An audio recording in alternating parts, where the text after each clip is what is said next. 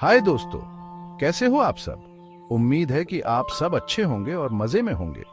आज मैं तुम्हें एक बहुत पुरानी और मजेदार कहानी सुनाने वाली हूँ, जो न केवल मनोरंजक है बल्कि हमें एक महत्वपूर्ण सीख भी देती है। ये है कछुआ और दो हंस की कहानी। तो चलिए शुरू करते हैं। बहुत पुरानी बात है। एक घने जंगल के पास एक सुंदर तालाब था। उस तालाब का पानी बहुत साफ और ठंडा था और उसके चारों ओर हरे भरे पेड़ थे। उस तालाब में एक कछुआ रहता था। वो कछुआ बहुत चतुर था, लेकिन उसकी एक बुरी आदत थी। वो बहुत बकबक करता था।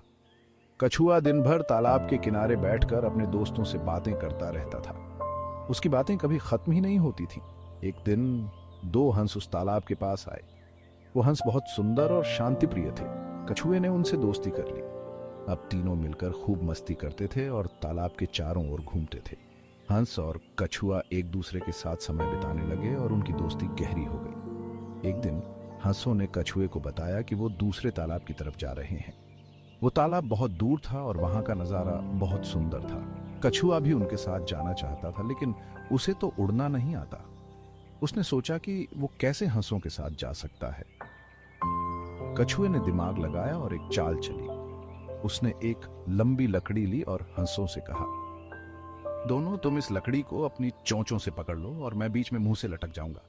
हंसों ने उसकी बात मान ली, लेकिन उन्होंने उसे समझाया कि उसे बिल्कुल भी नहीं बोलना है, वरना वो गिर जाएगा। कछुआ मान गया और हंसों ने लकड़ी को अपनी चोंचों से पकड़ लिया। कछुआ बीच में मुंह से लटक गया। हंस लकड़ी को पकड़कर उड़ने लगे। कछुआ बीच में लटक गया। ऊपर उड़ते हुए लोगों ने यह गजब नजारा देखा और बोलने लगे, अरे अरे, देखो कछुआ उड़ रहा है। कछुआ ये सुनकर फूल गया और बोलने लगा। जैसे ही उसने बोलना शुरू किया, वो लकड़ी से छूटकर धड़ाम से नीचे गिर गया।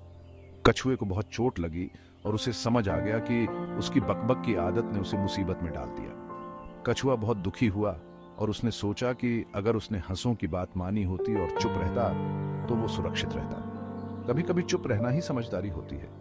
दोस्तों, इस कहानी से हम सीखते हैं कि बोलने से पहले सोचना चाहिए। कई बार चुप रहना ही सही होता है। हमें हमेशा सोच समझकर बोलना चाहिए ताकि हम किसी मुसीबत में न पड़े। अगर तुम्हें कहानी अच्छी लगी तो लाइक और सब्सक्राइब करना मत भूलना। अगली बार फिर मिलेंगे नई कहानी के साथ। तब तक के लिए बाय बाय। ध्यान रखना और खुश रहना। अगली बार एक और मजेदार कहानी के साथ मिलेंगे। तब तक के लिए